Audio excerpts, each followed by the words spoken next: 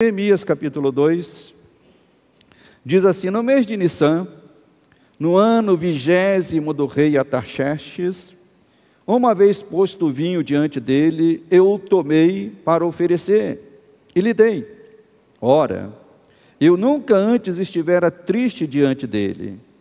O rei me disse: por que está triste o teu rosto, se não estás doente? Tem de ser tristeza do coração. Então temi sobremaneira, e lhe respondi: viva o rei para sempre. Como não me estaria triste o rosto, se a cidade onde estão os sepulcros de meus pais está assolada e tem as portas consumidas pelo fogo?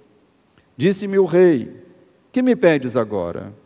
Então orei ao Deus dos céus, e disse ao rei: se é do agrado do rei, se o teu servo achar mercê em tua presença, peço-te que me envies ajudar a cidade dos sepulcros de meus pais, para que eu a reedifique. Então o rei, estando a rainha sentada junto com ele, me disse: quanto durará a tua ausência? Quando voltarás? Aprove ao rei enviar-me, marquei certo prazo. Ainda disse ao rei: se ao rei parece bem, deem-se-me cartas para os governadores da além do Eufrates, para que me permitam passar e entrar em Judá, como também carta para Asaf, guarda das matas do rei, para que me dê madeira para as vigas das portas da cidadela do templo, para os muros da cidade e para a casa em que deverei alojar-me. E o rei me deu, porque a boa mão do meu Deus era comigo. Então fui aos governadores da além do Eufrates e lhe entreguei as cartas do rei. Ora, o rei tinha enviado comigo oficiais do exército e cavaleiros. Disto ficaram sabendo Sambalate, o Horonita, e Tobias, o servo amonita, e muitos lhes desagradou que alguém viesse a procurar o bem dos filhos de Israel. Cheguei a Jerusalém, onde estive 3 dias. Então, à noite, me levantei e uns poucos homens comigo. E diz o texto: não declarei a ninguém o que, meus irmãos? O que o meu Deus me pusera no coração para eu fazer em Jerusalém. Não havia comigo animal algum, senão o que eu montava. De noite eu saí pela porta do vale, para o lado da fonte do dragão, e para a porta do monturo, e contemplei os muros de Jerusalém, que estavam assolados, cujas portas tinham sido consumidas pelo fogo. Eu passei à porta da fonte, e ao açude do rei, mas não havia lugar por onde passasse o animal que eu montava. Eu subi à noite pelo ribeiro e contemplei ainda os muros. Voltei e entrei pela porta do vale e tornei para casa. Não sabiam os magistrados aonde eu fora, nem o que fazia, pois até aqui não havia eu declarado coisa alguma, nem aos judeus, nem aos sacerdotes, nem aos nobres, nem aos magistrados, nem aos mais que faziam a obra. Então eu lhes disse: estás vendo a miséria em que estamos, Jerusalém assolada e as suas portas queimadas. Vinde, pois, e reedifiquemos os muros de Jerusalém e deixemos de ser opróbrio. E lhes declarei o que, meus irmãos? Como a boa mão do meu Deus estivera comigo, e também as palavras que o rei me falara. Então eles disseram: disponhamos-nos e edifiquemos, e fortaleceram as mãos para a boa obra. Porém, sempre tem um porém, né, irmãos? Porém, Sambalate, o horonita, e Tobias, o servo amonita, e Gesem, o arábio, quando souberam, zombaram de nós, e nos desprezaram e disseram: que é isso que fazeis? Quereis rebelar-vos contra o rei? Então lhes respondi: o Deus dos céus é quem nos dará bom êxito. nós, seus servos, nos disporemos e reedificaremos. Vós, todavia, não tendes parte, nem direito, nem memorial em Jerusalém. Somente até aqui. Amado Deus e amado Pai, como é preciosa a Tua palavra. Como é precioso saber, meu Pai, tudo aquilo que o Senhor fez no passado, usando vidas para cumprir o Teu propósito, Pai. Isso traz para nós paz e segurança de que o Senhor também tem propósitos para realizar e tem usado cada vida que está aqui para realizar esse propósito, Pai. Por isso, Senhor, desperta no nosso coração esse entendimento, através da Tua palavra, fala aos nossos corações. Nós te pedimos isso, no nome santo de Jesus. Amém e amém. Os irmãos podem assentar. O título dessa palavra é A Boa Mão de Deus. A Boa Mão de Deus. Meus irmãos, no final dos anos 50, início dos anos 60, um homem de Deus decidiu se estabelecer no Brasil com sua família, confiando que Deus tinha lhe conferido uma obra para realizar. Anunciar, e que obra era essa? Anunciar a mensagem do Evangelho ao povo brasileiro. E esse homem, ele fez isso com muitas dificuldades. A primeira e grande dificuldade é que ele era um estrangeiro, não sabia falar o português. E imagine você ter que anunciar o Evangelho para brasileiros, não sabendo falar o português. Mas mesmo assim, esse homem se esforçou, se dedicou, e mesmo sem falar fluentemente o português, ele iniciou esta missão. E em poucos anos, Deus estava confirmando a missão dada ao então pastor Roberto McAllister, e ali surgia, no final dos anos 50, especialmente início dos anos 60, ali surgia a Igreja Nova Vida, no Brasil. Hoje, mais de 60 anos depois, nós desfrutamos desse trabalho pioneiro e corajoso do bispo Roberto, em confiar em quê, pastor? Em confiar de que a boa mão do Senhor estava conduzindo ele e aceitar esta missão que Deus lhe confiara. Mas quando nós falamos em confiar na boa mão do Senhor, irmãos, nós não devemos relacionar isso apenas a uma abertura de igreja ou missões transculturais, não. Confiamos na boa mão do Senhor em diversos momentos. Todos nós aqui estamos em todo tempo confiando na boa mão do Senhor. Por exemplo, quem aqui já fez alguma cirurgia recentemente? Quem fez cirurgia recentemente, né? Nós que somos crentes, graças a Deus já fiz, mas tem bastante tempo, né? Mas eu me lembro que quando fiz uma cirurgia, e estava ali na maca para entrar no centro cirúrgico, antes de entrar eu pedi ao médico para aguardar um pouquinho e fiz uma oração, dizendo: Senhor, a minha vida pertence a Ti, eu confio nas Tuas boas mãos. Então confiar na boa mão do Senhor, isso implica tudo na nossa vida. Implica um trabalho, implica uma cirurgia, implica tantas coisas. E nós aprendemos na semana passada, quem esteve aqui no domingo passado, ouviu a primeira mensagem. Quem não ouviu, ela está gravada, está lá disponível no nosso canal do YouTube. Nós aprendemos na semana passada como Neemias ficou impactado com as notícias desanimadoras que recebeu a respeito de Jerusalém e de seus compatriotas, e de como isto moveu o coração de Neemias a um desejo tão maravilhoso. Que desejo? De querer ser usado por Deus. Às vezes o grande erro de muitos cristãos é esse. São impactados por coisas que têm que ser impactadas, mas depois desse impacto, continuam vivendo a sua vida de qualquer jeito. Não. Quando nós somos impactados por alguma coisa, nós devemos orar e dizer: Senhor, minha vida está aqui, me usa para que eu possa ser uma bênção nesta situação. Então, pessoas que amam a Deus, pessoas que amam a sua casa, sempre serão os primeiros a dizer isso. Dizer o quê, pastor? Dizer o que Neemias disse: eis-me aqui, Senhor, para ajudar e servir ao Senhor nesta obra. Eis-me aqui, Senhor, para ser um cooperador, um instrumento nas tuas mãos.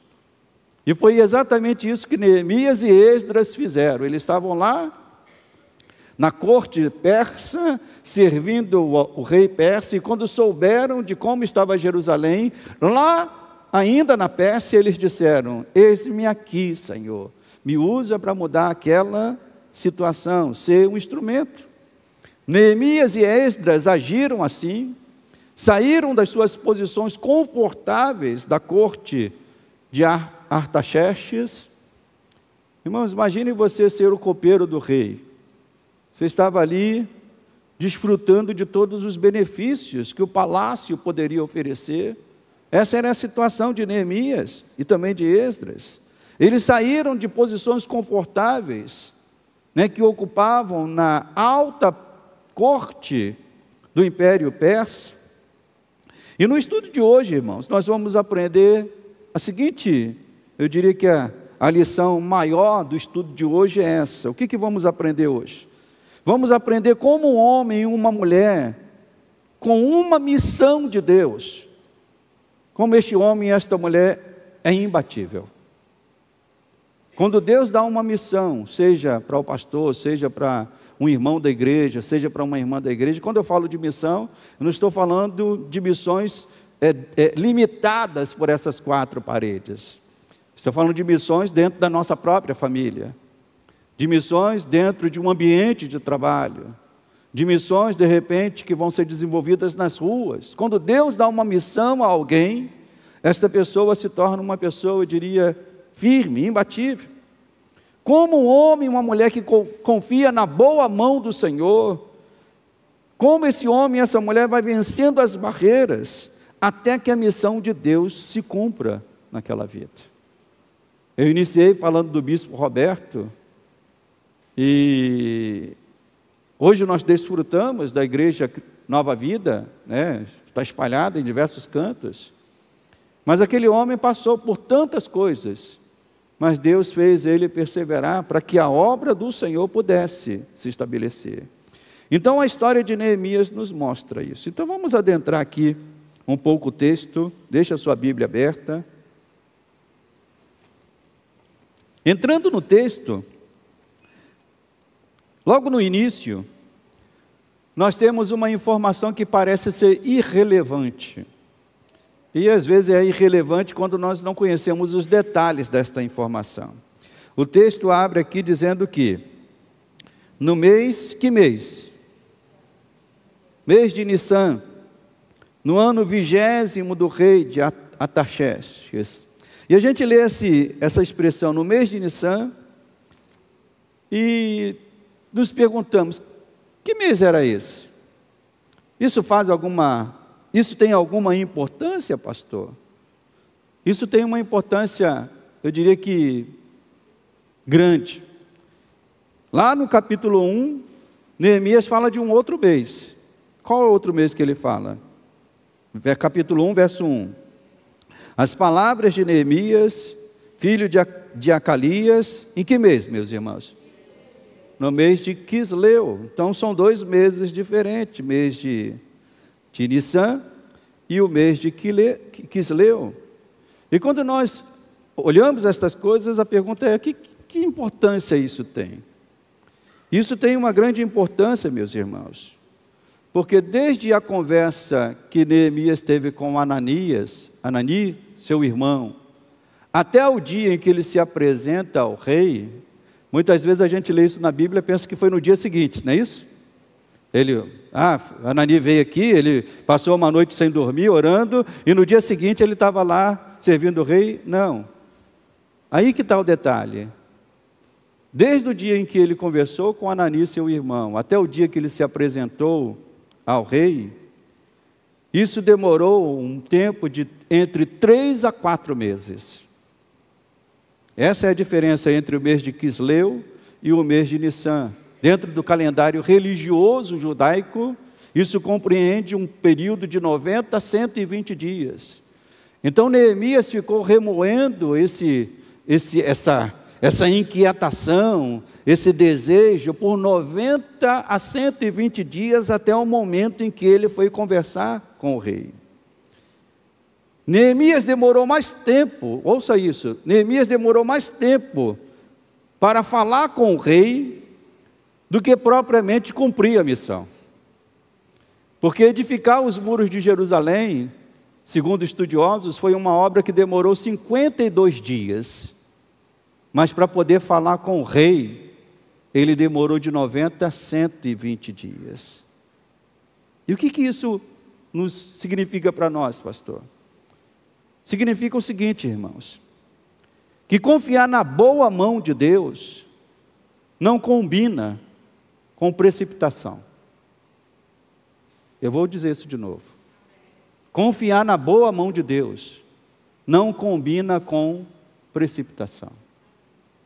Às vezes tem pessoas que se sentem mexidas, impactadas, tocadas com seus sentimentos e agem movidos por esses sentimentos.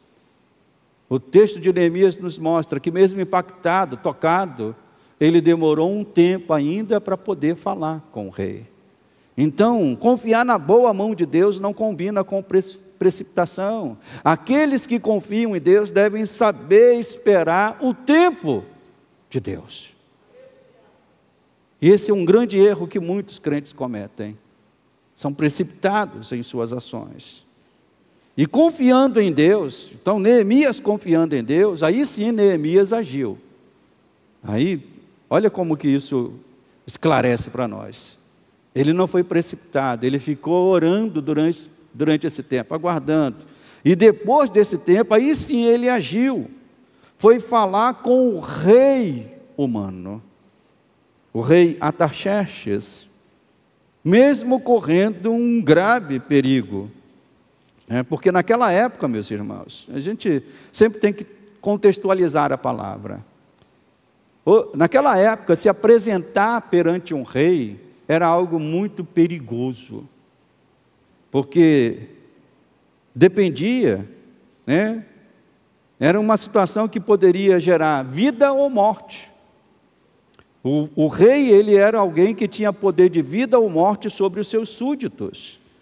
Então não era recomendável se apresentar ao rei de um humor diferente. Se o rei olhasse para aquela pessoa que o servia, imagina aquela pessoa sempre alegre, sempre sorridente, sempre feliz, e daqui a pouco aquela pessoa se apresenta triste, se apresenta ali de cara fechada, e pega o rei também num momento meio delicado. O rei fala: esse daí daqui em diante não me serve mais. Pode fazer como fez lá com José, que mandou, numa pequena desconfiança, mandou José lá para a prisão, e José ficou anos na prisão, simplesmente porque era o desejo de um rei. Então Neemias correu aqui um grande perigo, ao se apresentar àquele rei, com o humor alterado, com a cara fechada. O rei poderia interpretar isso de uma forma pessoal, dizendo: esse copeiro nunca foi assim, se ele está assim agora é alguma coisa comigo, então dispensar ele, ou até mesmo mandar fazer alguma coisa pior. Mas como diz o texto, e esse texto fala que Neemias está afirmando isso o tempo todo: mas a boa mão do Senhor estava comigo. Irmãos, quando a boa mão do Senhor está conosco, Deus vai movendo corações, Deus vai movendo situações, Deus vai abrindo caminhos. Então aquele rei que poderia tomar essa atitude contra Neemias, o texto nos mostra que o rei se importou com a situação de Neemias. Ele fez perguntas que não era algo comum. Eu quero que os irmãos entendam isso. Não era algo comum um rei se preocupar com um copeiro. Não era algo comum um rei se preocupar com um soldado que o servia. Mas nós entendemos que quem fez isso foi Deus. Foi Deus que moveu o coração daquele homem para fazer perguntas a Neemias. Que perguntas? Estas como estão aqui no verso 2. O rei me disse: por que está triste o teu rosto, se não estás doente? Tem que ser tristeza o quê, meus irmãos? No coração. E faz uma outra pergunta no capítulo 4. Disse-me o rei: que me pedes agora? Irmãos, nós só podemos entender essa atitude do rei quando nós entendemos que Deus estava, como se diz a expressão, Deus estava no negócio. Deus estava agindo. Foi a boa mão do rei que tocou, foi a boa mão de Deus que tocou naquele rei para se preocupar com Neemias. Mas antes de dar a resposta ao rei, vemos que Neemias estava não só diante de um rei humano, Neemias estava também confiando em um outro rei, o que nós chamamos de o Rei dos Reis. No verso 4 diz assim: disse-me o rei, obviamente que o rei humano, que me pedes agora? E o que diz o complemento do verso 4? Então eu orei ao Deus dos céus. Eu quero que os irmãos vejam esses dois planos aqui na história. Neemias diante de um rei humano, mas ao mesmo tempo ele estava diante do Rei dos Reis, do Deus dos céus. Ele estava conversando com o rei humano, mas estava também conversando com o próprio Deus. Neemias, antes de ser servo de Artaxerxes, ele era servo de Deus. Isso fica muito claro aqui no texto. E na sua resposta, Neemias deixa claro isso, né? Ele estava convicto de uma missão que Deus havia lhe dado. Ele vai falar com o rei, ele não titubeia, ele não vacila naquilo que ele tem que falar com o rei. E no verso 5 a resposta de Neemias foi: disse ao rei: se é do agrado do rei, e se teu servo achou mercê em tua presença, peço-te que me envies ajudar a cidade dos sepulcros de meus pais. E qual era a missão que Neemias entendeu que tinha da parte de Deus? Para que eu a reedifique. Então Neemias já tinha essa certeza no seu coração, dessa missão que Deus havia colocado. Quando Deus coloca uma missão no coração de alguém, meus irmãos, esta pessoa se torna corajosa, essa pessoa se torna confiante, para apresentar a quem tiver que apresentar, a fim de que a obra de Deus seja realizada. Você tem a convicção que Deus tem te dado uma missão? Quem tem essa convicção? E quando eu falo isso, não é apenas uma missão dentro da igreja, é uma missão dentro da sua família, é uma missão lá no seu trabalho, é uma missão com outras pessoas. E para cumprir a missão, Neemias ia precisar de recursos, tanto recursos materiais, como também de recursos humanos.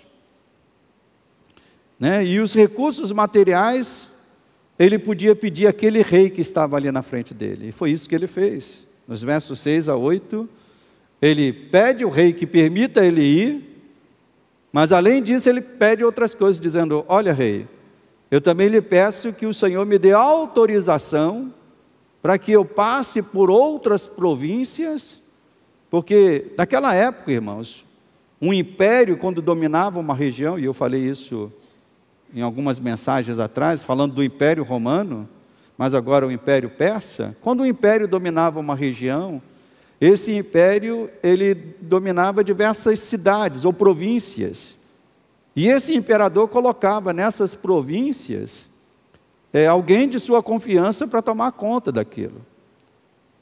E essa pessoa que era o governador ou a autoridade militar que tomava conta daquela província, ele guardava aquela província. Se alguém tivesse que passar por aquela província, só podia passar se tivesse autorização, alguma autorização para aquilo. E é por isso que Neemias, antes de partir, ele disse: rei, eu preciso de cartas suas, para que até que eu chegue a Judá, eu vou ter que passar por uma série de províncias, e eu preciso de uma carta do rei, para quando alguém chegar, o que você está passando aqui na minha estrada? Está aqui a carta do rei. Aí quando eles viam a carta com o selo do rei, permitia passar. Então Neemias pede aqui a autorização do rei para adentrar em territórios alheios. Neemias pediu também material, madeira, para quando chegasse lá, ter esse material. Mas uma coisa que fica bem clara em todo o livro de Neemias, é que tudo que Neemias faz, irmãos, ouça isso, não foi porque ele era sagaz, sábio ou hábil, ele tinha qualidades, certamente ele era um bom administrador, ele era uma pessoa inteligente, mas em tudo que Neemias faz, ele destaca aqui uma coisa, que é isso que a gente tem que sair daqui nesta manhã com isso gravado no nosso coração. Neemias só conseguiu realizar a obra de Deus, porque a boa mão de Deus era com ele. Lá no finalzinho do verso 8, no início do verso 8, diz assim, como também a carta a Asaf, guarda das matas do rei, para que me dê madeira para as vigas das portas da cidadela do templo, para os muros da cidade, e para a casa que deverei alojar-me, e o rei me deu. Mas o natural desse versículo seria, e o rei me deu, porque o rei era muito bom. É isso que diz o texto? Neemias está dizendo, o rei me deu, mas me deu por quê? Porque a boa mão do meu Deus era comigo. E essa é a diferença. É isso que fez a diferença naquilo que Neemias realizou. A boa mão do Senhor estava com ele. Então então não importa, meu irmão, qual seja a obra que Deus confia a uma pessoa. Pode ser a obra, como eu disse, de cuidar de uma família. Quem tem a responsabilidade de cuidar de famílias aqui? Quem tem? Pai ou mãe? Quem? Avô, avó, Temos responsabilidade com família. Temos responsabilidade na igreja, e essas responsabilidades são compartilhadas. Eu tenho a responsabilidade de ser pastor desta igreja, mas junto comigo tem aqui irmãos que têm a responsabilidade de liderar jovens, de liderar trabalho com terceira idade, de liderar trabalhos de EBD, de liderar uma série de coisas. Outros têm a missão de cooperar com algum líder, mas toda a obra de Deus só pode ser realizada, meu irmão, se a boa mão de Deus nos capacitar para isso. Então o que faz a diferença para que a obra de Deus seja realizada é se a boa mão de Deus está sustentando aqueles que Deus chamou. Amém, igreja? Mas seria tudo tão bom se o texto terminasse no verso 8. Porque no verso 9, nós vemos que pessoas se levantaram, Algo que fica muito claro também em todo o livro de Neemias, meus irmãos, é que mesmo imbuído de uma missão de Deus, se prepare, resistências vão se levantar. No verso 10, diz aqui o texto, que no verso 10, alguns apareceram, E esses que apareceram vão reaparecer em diversos momentos do livro. Verso 10 diz assim, então ficaram sabendo Sambalate, o horonita, e Tobias, o servo amonita, e aqui no verso 10 só são dois, Sambalate e Tobias, mas no verso 19 já não são mais dois, são quantos? No verso 19, tem Sambalate, tem Tobias, e agora já apareceu também quem, meus irmãos? Gesem. Então eles vão aparecer diversas vezes no livro, e são pessoas que se levantaram contra Neemias e contra aquilo que Deus queria que Neemias fizesse. E quem eram esses? Quem são esses três personagens? Sambalate, irmãos, como eu disse, ele era um governador militar que cuidava da província de Samaria. Neemias estava indo para Judá, mas bem perto de Judá havia uma outra província chamada Samaria. E nessa província de Samaria, Sambalate, ele era o governador militar daquela região. Era alguém do rei também ali governando aquela região.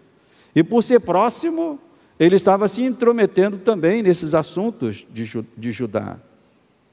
Além dele, havia Tobias, que, segundo estudiosos, era pertencente aos amonitas e seria um membro da aristocracia de Jerusalém por casamento.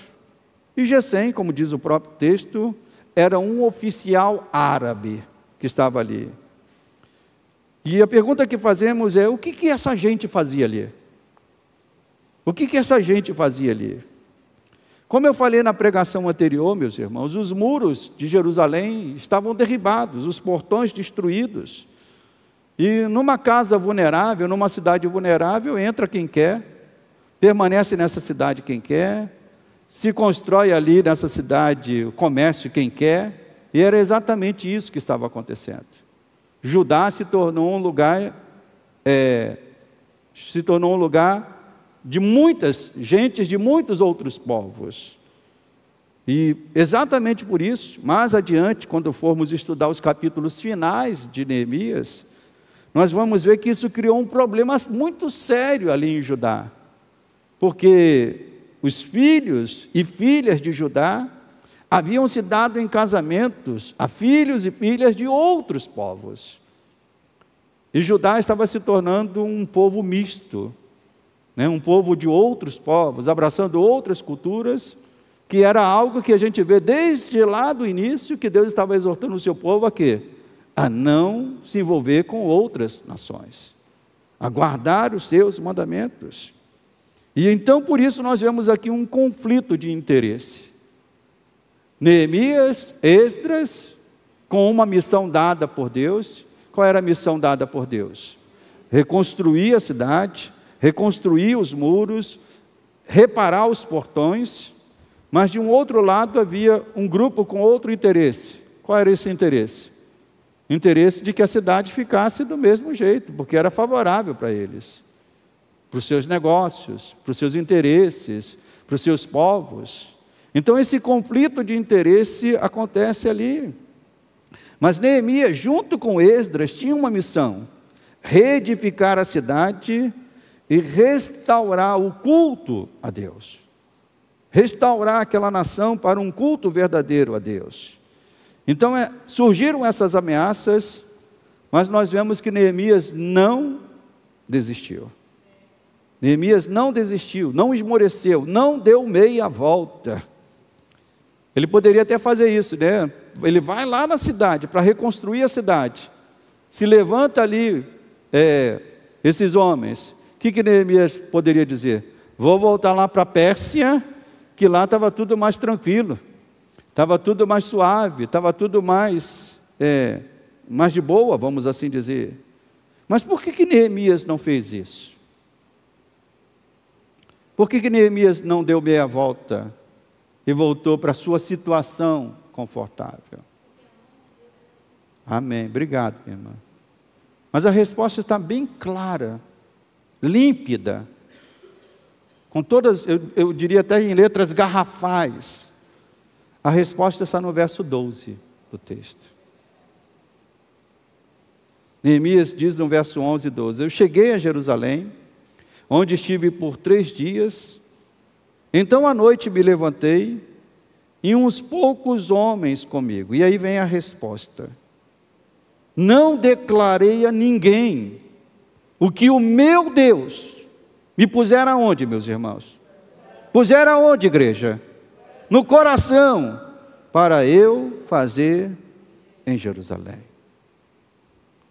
Neemias tinha algo de Deus no seu coração. Algo que foi colocado pelo próprio Deus no seu coração. Ele tinha uma missão de Deus. Ele tinha algo que Deus colocou em seu coração. Irmãos, e quão maravilhoso é quando nossos corações estão tomados, cheios daquilo que vem de Deus.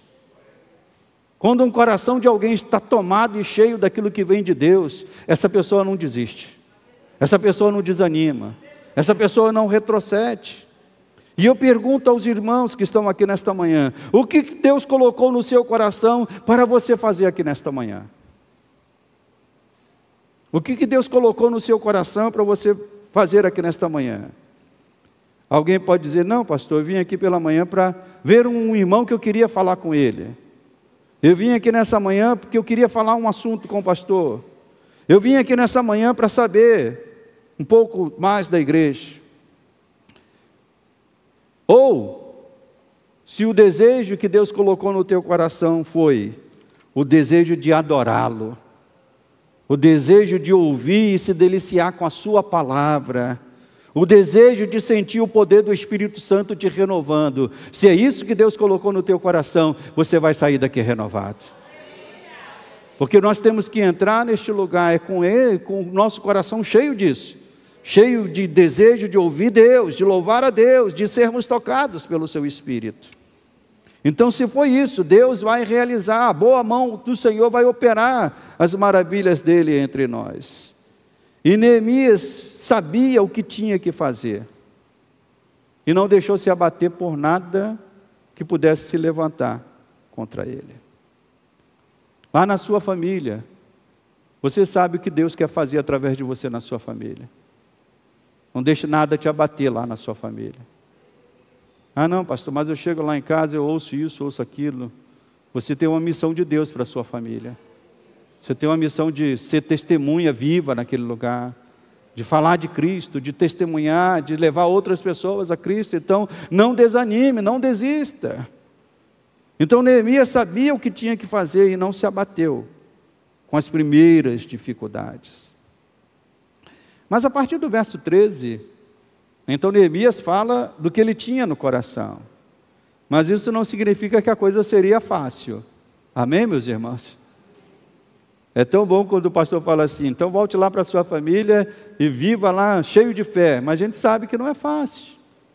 As coisas podem demorar um tempo, podem ser um pouco mais difíceis.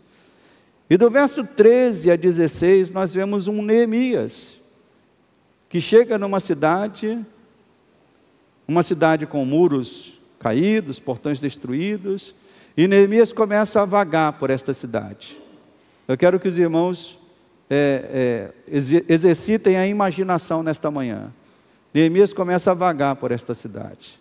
Diz o texto que ele passa pela porta do vale, ele vai andando, depois ele passa perto da fonte do dragão, depois ele passa pela porta do monturo, é isso? Está aí no texto? Pela porta do monturo, ele chega perto do açude, que diz que o texto diz que o animal nem podia caminhar, então a situação ali era tão complicada que ele não podia caminhar. Depois ele vai e passa pelaquela mesma porta que ele saiu, a porta do vale, e adentra na sua casa. Esse é o relato do verso 13 ao 16.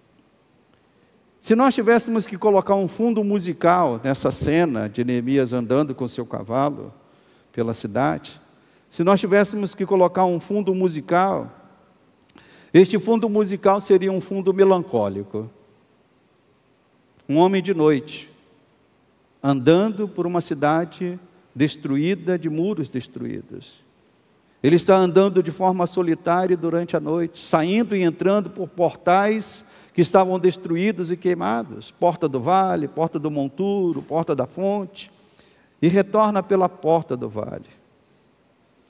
E eu pergunto aos irmãos nesta manhã, vocês podem imaginar o que Neemias viu?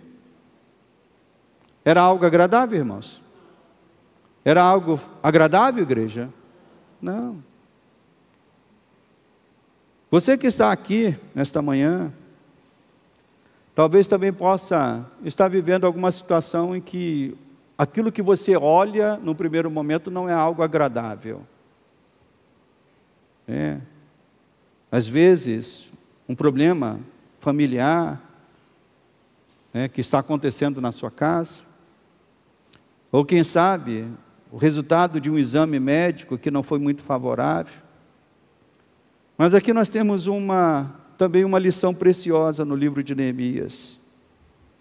Neemias estava olhando uma coisa com os seus olhos naturais, mas estava enxergando outra com os seus olhos espirituais. Irmãos, entendem isso?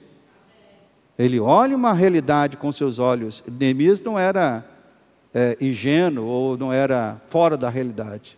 Ele estava vendo uma realidade. Mas além daquela realidade, ele estava vendo uma outra realidade.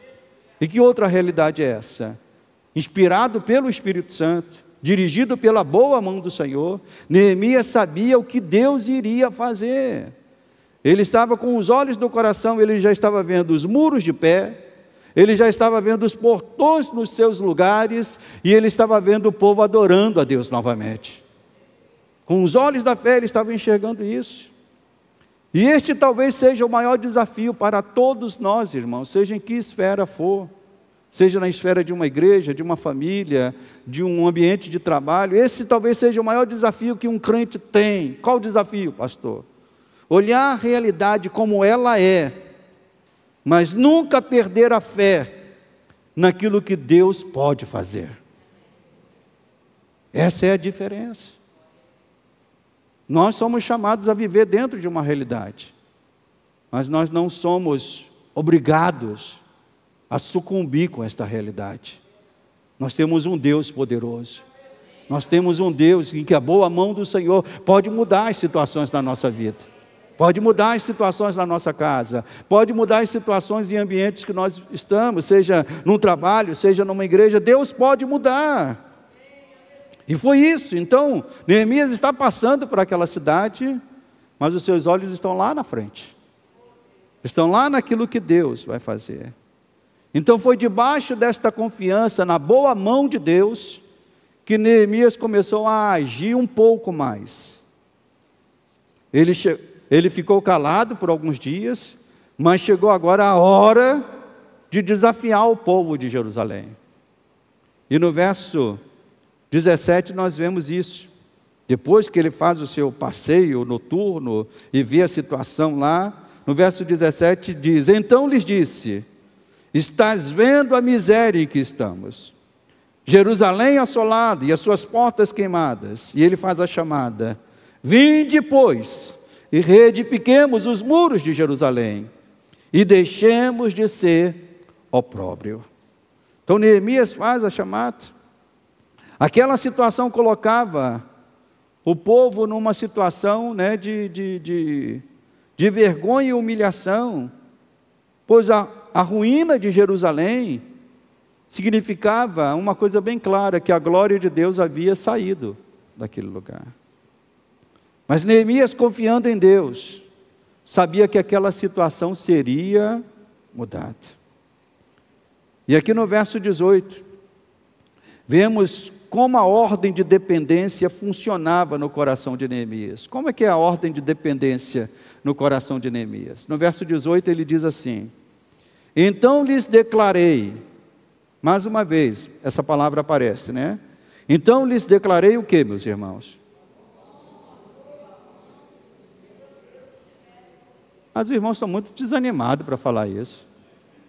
Eu quero mais empolgação para os irmãos. Os irmãos têm que entender isso, como Neemias estava falando isso com empolgação. Ele disse: então lhes declarei, em primeiro lugar, como a boa mão do Senhor estivera comigo, e também as palavras que o rei me falara. Essa é a ordem de dependência no coração de um homem e de uma mulher que confia em Deus. Em tudo que ele faz, ele primeiro coloca o Senhor. Ele poderia certamente citar a carta do rei, ele certamente poderia citar o apoio do rei, porque talvez esse apoio, humanamente falando, teria mais adesão naqueles que o ouviam. Mas ele não, ele começa pela boa mão do Senhor. Então a ordem de dependência é essa: primeiro Deus. Primeiro ele dependia de Deus e de sua boa mão. Depois ele reconhecia aqueles que Deus havia tocado para ajudá-los. E às vezes o grande erro que cometemos é exatamente esse, meus irmãos. Não cuidar bem desta ordem de dependência no nosso coração. De quem mais você depende na sua vida? A sua dependência maior é de quem? É de teus conhecimentos? É de teus amigos que você tem? É do dinheiro que você pode ter? É da posição social que você pode alcançar? Não, a maior dependência de um crente, ela começa no Senhor. É da boa mão do Senhor. Então Neemias, ainda que fosse uma pessoa de posição social, alguém importante na corte do rei, ele não usa disso. Ele usa da boa mão do Senhor, né, para que a obra de Deus pudesse ser realizada. Neemias teve apoio, mas teve também, como eu volto a dizer, desafios. Tobias e Gesem estavam sempre buscando uma maneira de desanimar e fazer a obra de Deus confiada a Neemias parar. Esse era o trabalho de Sambalate, de Tobias e de Gesem. Mas eles não conseguiram. E não conseguiram por quê? Diz aqui o verso 19, né? Porém Sambalate, o horonita, e Tobias, o servo amonita, e Gesem, o arábio, quando souberam, bastou Neemias dar o grito de convocação, que esses também se levantaram para dar o grito de zombaria. Diz aqui o texto, que esses homens se levantaram e zombaram de nós, nos desprezaram e disseram: que é isso que fazeis? Quereis rebelar-vos contra o rei? Por que Sambalate diz isso? Porque ele era um representante do rei, mas era um representante do rei numa outra província. O que ele estava querendo dizer diante daquele discurso é: Neemias está aqui fazendo a obra, talvez a revelia do imperador, está querendo se rebelar contra o rei, mas Neemias não desanima, Neemias prossegue, porque Neemias estava sempre declarando e renovando a sua confiança em Deus. E no verso 20, Neemias também responde de uma maneira firme: então lhes respondi, o Deus dos céus é quem nos dará bom êxito. Você pode dizer isso comigo? Diga bem alto. Mais alto ainda. O Deus dos céus é quem nos dará bom êxito. Então Neemias responde de uma maneira firme, renovando a sua confiança em Deus. Então, seja nas coisas aparentemente grandes, ou até mesmo em coisas pequenas, irmãos, que Deus queira fazer através de nós. Todos nós aqui temos uma missão dada por Deus. Uma missão que aparentemente pode ser grande aos olhos humanos, outras menores, mas independente da missão que Deus nos dá, seja a missão na igreja, seja a missão na família, seja a missão na vida de pessoas que Deus coloca à nossa volta para a gente poder ser instrumentos de bênção e de salvação nestas vidas, sempre nós devemos declarar e renovar a nossa confiança em Deus e nas suas fiéis promessas. Deus dará bom êxito naquilo que Ele quer fazer através da nossa vida.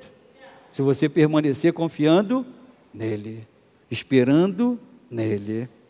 Amém, igreja? Então a missão de Deus para Neemias, lá no início ele disse, quando ele estava conversando com Artaxerxes, ele disse: Deus colocou uma missão, eu tenho que ir ajudar a reedificar os muros. Então a missão que Deus deu para Neemias foi reedificar, reerguer Jerusalém. Mas sabemos que séculos depois, Jerusalém ficou de pé, meus irmãos? Não, a cidade voltou a ser destruída. Os muros voltaram a serem destruídos. Ela voltou a virar ruínas. E no Evangelho vemos que Jesus, o Filho de Deus, foi também enviado para reedificar Jerusalém. Mas agora não uma Jerusalém física, não uma Jerusalém de tijolos e pedras. Jesus foi enviado para reedificar Jerusalém espiritual. Na Jerusalém física, Jesus entrou sob aclamações, e gritos: Hosana, bendito o que vem em nome do Senhor. Na Jerusalém física, Jesus foi preso, torturado e morto.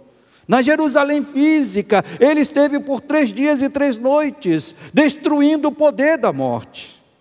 E foi na Jerusalém física que ele ressuscitou para mostrar ao mundo que aqueles que confiam em Deus e esperam em Deus, um dia irão adentrar numa outra Jerusalém. Mas que outra Jerusalém será essa? A nova Jerusalém, a Jerusalém celestial, preparada por Deus, onde esses portões não poderão ser mais destruídos, onde esses muros não poderão ser mais quebrados, porque agora foi reedificada sobre o sangue de Cristo Jesus. Então eu pergunto, você quer entrar nesta nova Jerusalém? Quem quer entrar nesta nova Jerusalém? Mas para isso, é necessário entregarmos a nossa vida a Cristo, confiar somente nele, confiar na sua graça, somente na sua graça que pode nos levar a essa cidade celestial. Então, quando nós lemos e estudamos a história de Neemias, é Cristo que devemos ver nela. A história de Neemias, mas ela aponta para outra história. Ela aponta para a história de Cristo. Pois aquilo que Neemias conseguiu realizar em parte, Neemias restaurou os muros, restaurou a cidade, mas isso foi em parte, porque a história veio e mudou aquilo que Neemias fez. Aquilo que Neemias construiu em parte, Cristo conseguiu realizar de maneira perfeita e permanente. A Jerusalém que ele ergueu, o templo que ele ergueu, as portas do inferno não podem destruir mais essa cidade, não podem mais destruir a casa do Senhor. Então, tocando no tema principal do nosso estudo, irmãos, eu volto a dizer aquilo que eu disse na semana passada. Nós somos chamados à grande obra que Deus está realizando. E a grande obra que Deus está realizando não tem a ver com paredes, bancos, pedras. A grande obra que Deus está realizando consiste em perseverarmos em Cristo até o fim. E de ajudarmos irmãos e irmãs à nossa volta a perseverar até o fim. Mas de uma forma, essa é certamente a parte primária desta grande obra. Mas de uma parte secundária, nós temos as missões, desafios, tarefas, para realizar em lugares que Deus nos coloca.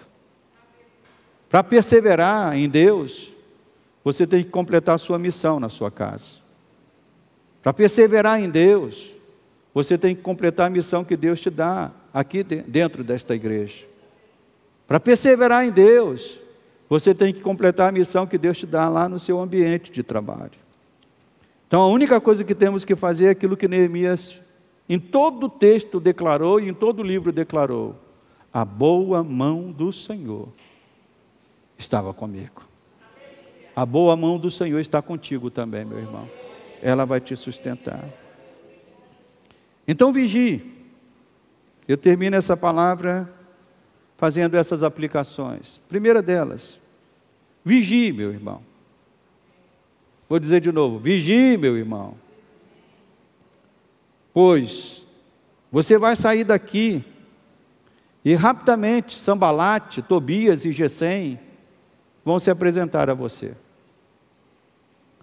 Eles são os agentes do inimigo para promover desânimo, contendas, e eles estão por todas as partes.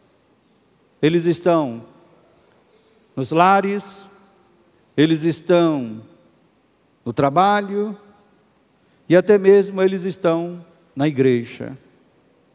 Se você tem uma missão de Deus, não dê ouvidos a Sambalate e Tobias, nem Gesem. Segunda aplicação, dependa de Deus de verdade. Depender de Deus é algo muito fácil quando falamos de boca. Depender de Deus de verdade é algo que nos massacra, é algo que dói, é algo que mexe conosco. Dependa de Deus de verdade. Esse estudo nos mostra que esta foi a principal virtude de Neemias. Ele dependeu de Deus. E como é que você demonstra esta dependência de Deus? Nós demonstramos essa dependência de Deus de muitas formas. Uma delas é estando aqui na casa de Deus, o máximo que a gente puder, dizendo: Senhor, tem misericórdia de mim, me ajuda, me renova, me capacita.